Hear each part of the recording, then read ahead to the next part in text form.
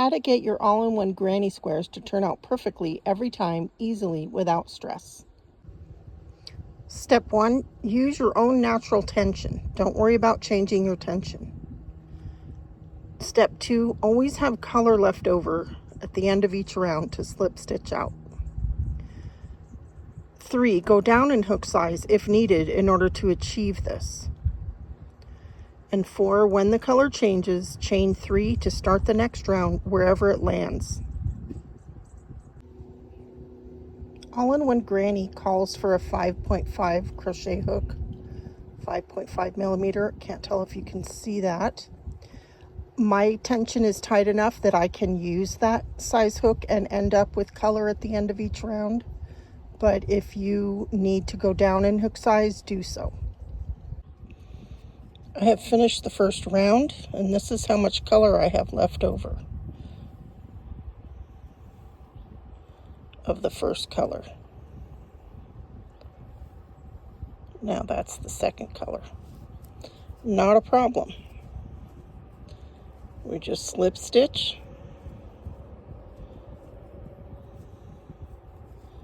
until the color changes.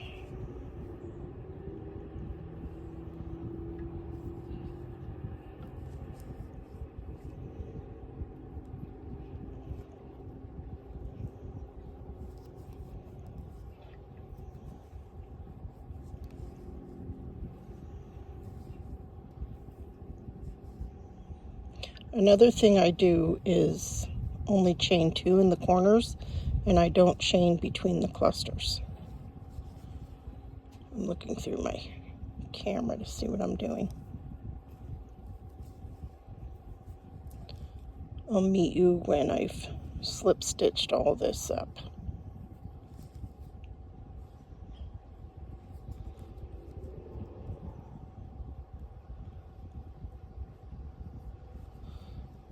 Well, maybe you can watch me.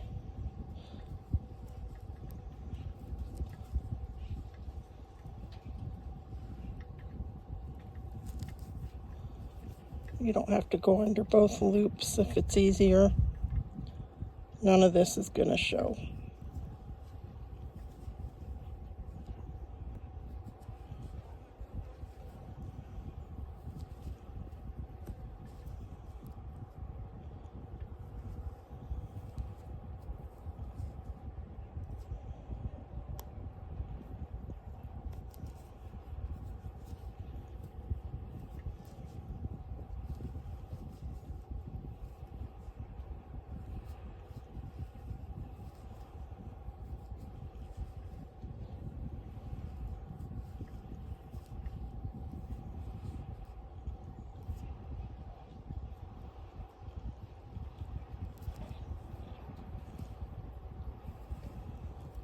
Okay, we're at our next color.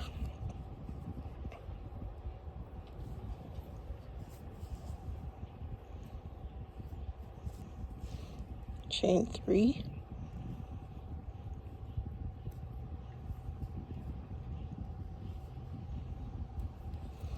Since we're in a corner, we'll do 2 double crochet.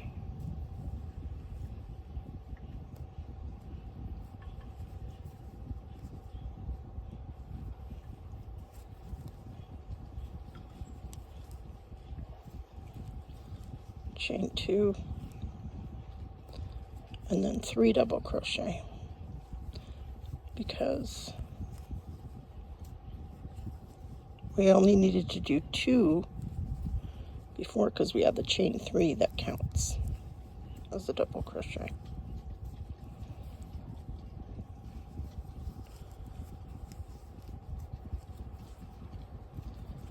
So the idea is to make sure so here's where the slip stitches started, and it looks thick. You don't have to work into slip stitches when you do into the slip stitches, because with granny squares, you only work into the spaces between the clusters. So no worries there.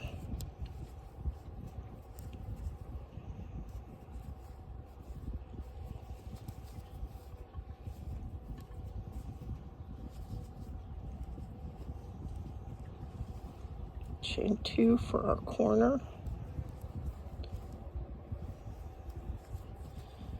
3 double crochet.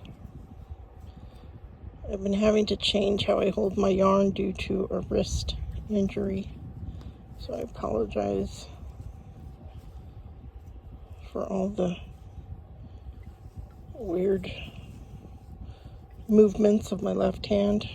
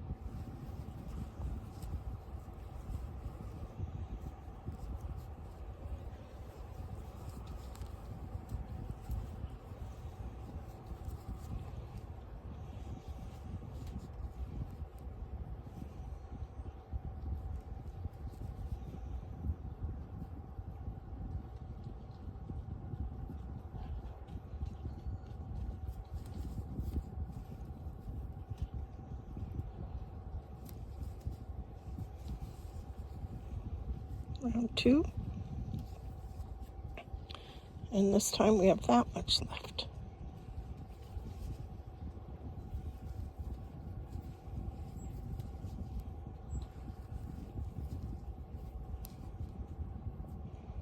I had to film in vertical because I don't have a tripod right now. These slip stitches, you don't have to go under both loops if it's easier, especially in the corners.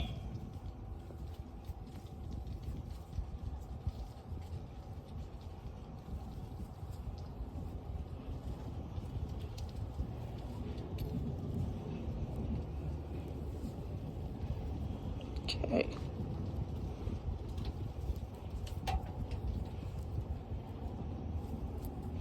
I do a single crochet like I just did, just to get the new color to loop around underneath. Because if you don't do that, if you just start your chain 3,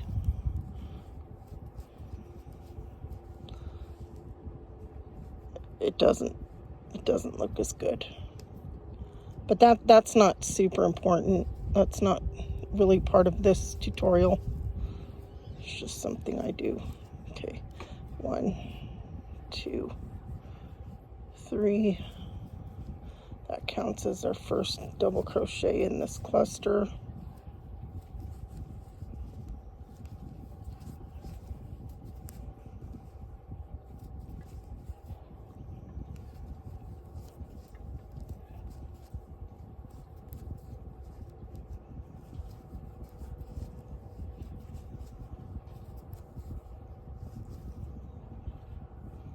So if you are a loose crocheter, go down in hook size so that you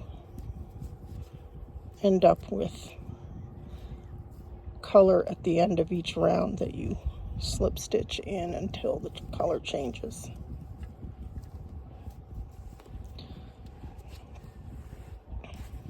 That way you can use your natural tension and not have to worry all the time about whether or not your tension is getting the color changes to land right at the right spot.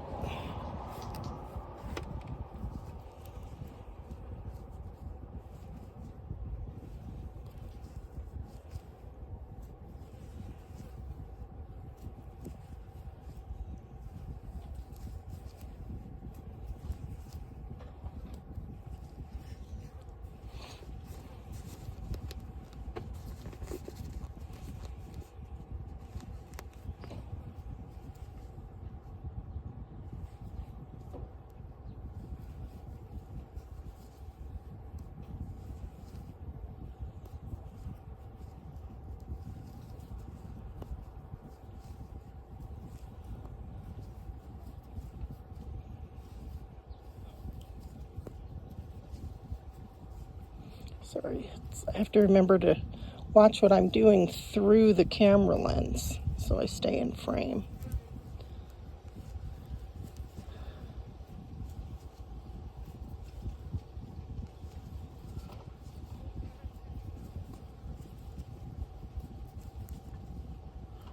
That thing in the background, that's my cat's tie out.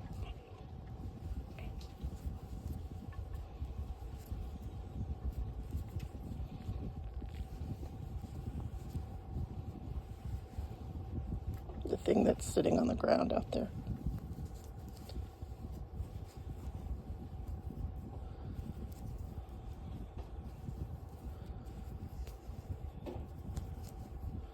And I don't worry about, the instructions say to make sure you have a 4-inch beginning tail. I don't measure that, I don't worry about that. That doesn't matter with this method. The important thing is to end up with extra color at the end of each round that you slip stitch in until the color changes, and then you chain 3 and start the next round wherever it lands in the round.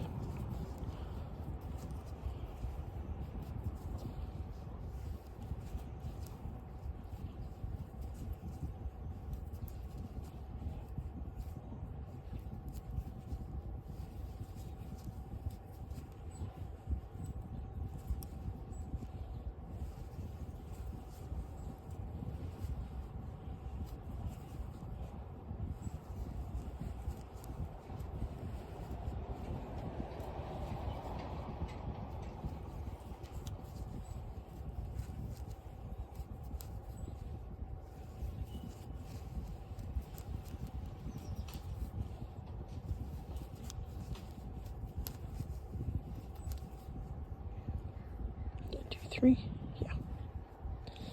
So, see, it looks bulky, but it absolutely does not show.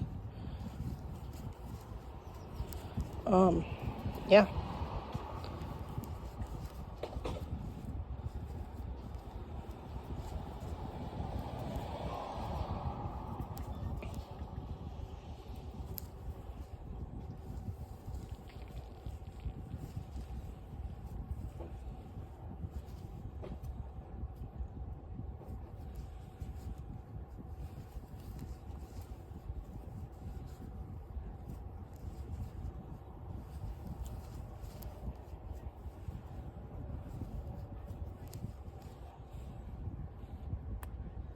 Still got color left over, which is good. We want that.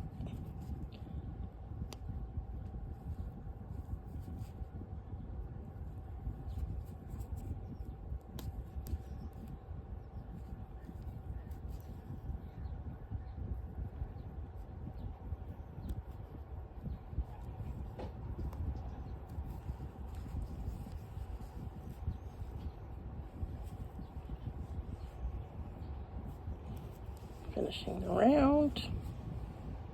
Color left over. It's good.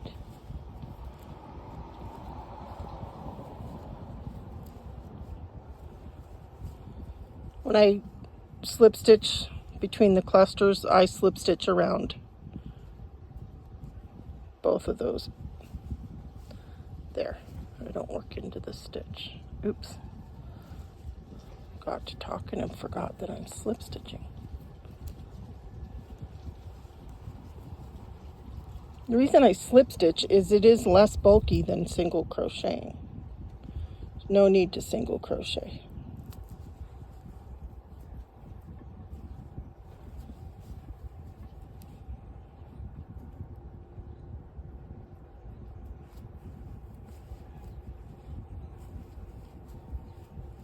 For this particular hack.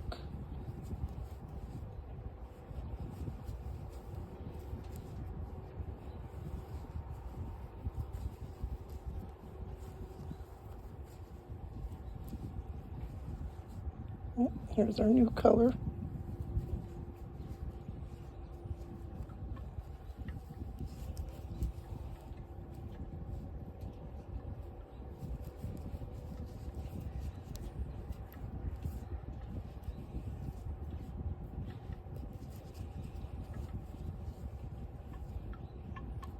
These little things don't show up in the final project.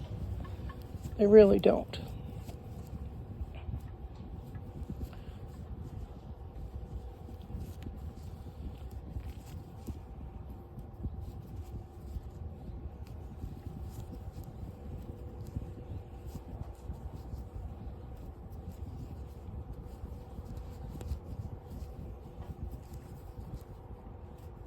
I gotta get yarn.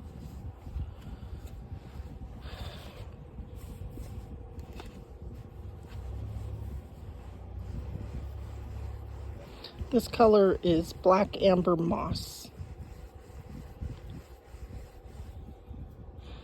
And I'm actually making another pillow case, pillow slip cover. Not a pillowcase that I would sleep on, but it'll cover, because I like to sleep on a satin pillowcase.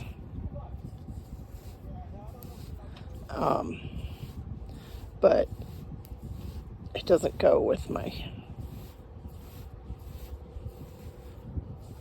bedspread quilt comforter thing, my satin pillowcase, so I'm making this to cover it during the day.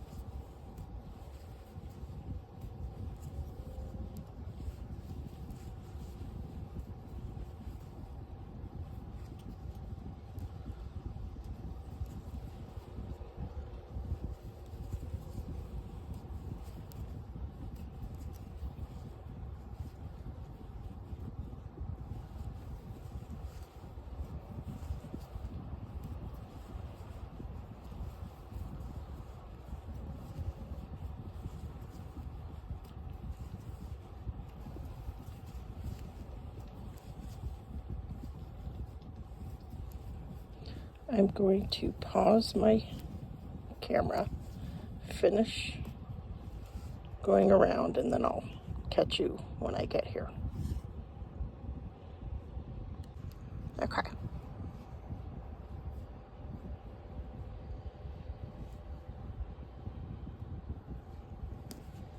Gotta remember to watch through the camera lens.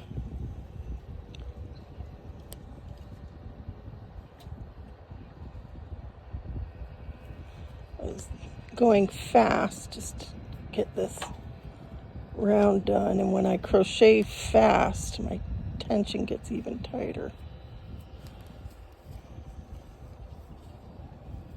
Okay. So this time I only have this much left.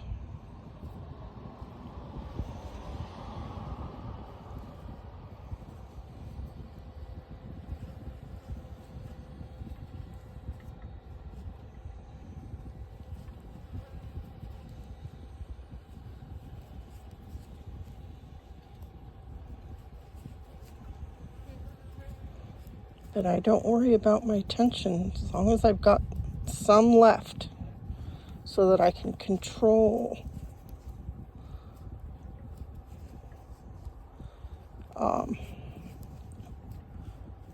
where I start my rounds. Okay, so same thing. I'm just going to go around. This is the last round, the black, and I will meet you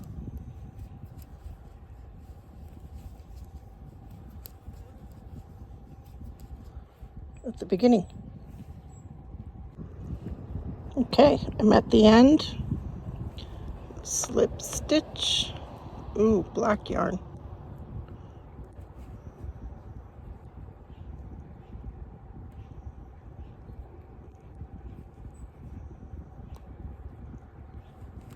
Okay, we'll do it that way. And this is how much black is left until it goes to the next color, which happens to be a knot right at the color change, which is not very common, but it doesn't matter anyway because we're going to cut the yarn right there.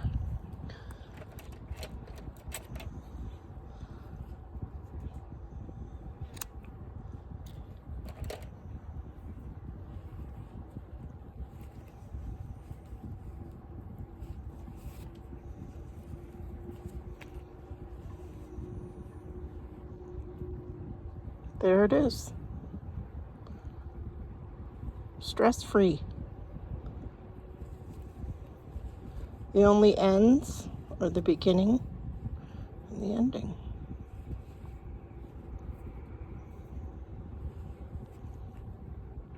Yeah, just go down in hook size until your natural tension works to end up with some color at the end of each round that you can slip stitch in and begin your next round right where the color changes.